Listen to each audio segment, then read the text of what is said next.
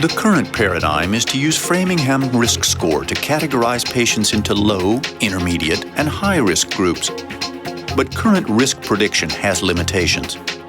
In 75% of individuals, cardiovascular risk is low to intermediate.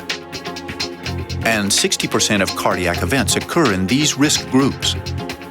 Vijay Nambi investigated the absolute event rates over a follow-up of 13.8 years with and without the addition of Carotid Intima Media Thickness to traditional risk factors in the RX study. Intima media thickness is a measurement of the artery wall, usually by external ultrasound, to both detect the presence and to track progression of atherosclerotic disease. If you look at the spectrum of it, overall what the data seems to suggest is if you're very low risk or very high risk, it doesn't seem to help much.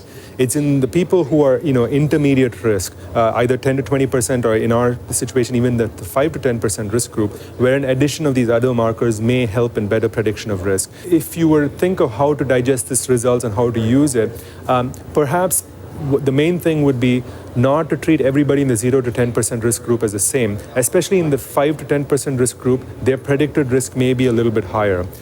So in these individuals, we have to see how we can improve risk prediction, and CIMT is one of the possible methods.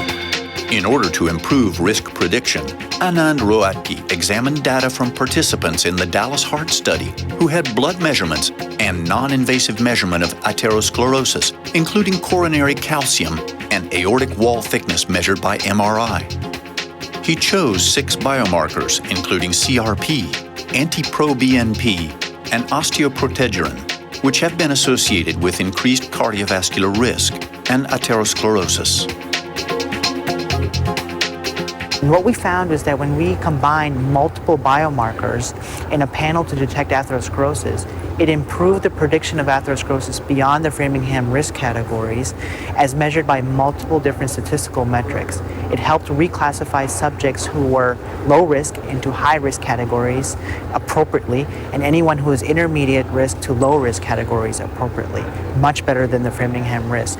By using multiple biomarkers that reflect the appropriate pathobiology, you could further refine that risk and select a small subset of people who need that imaging modality, and everyone else who had normal biomarker profiles would be considered low risk, truly.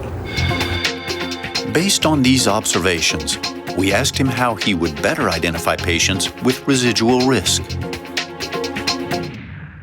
Patients with residual risk, identifying a phenotype that can be captured by biomarkers or non-invasive imaging that reflects different pathobiologic pathways. For example, ventricular stretch with BNP, renal function with cystatin C or glomerular filtration rate, a marker of inflammation.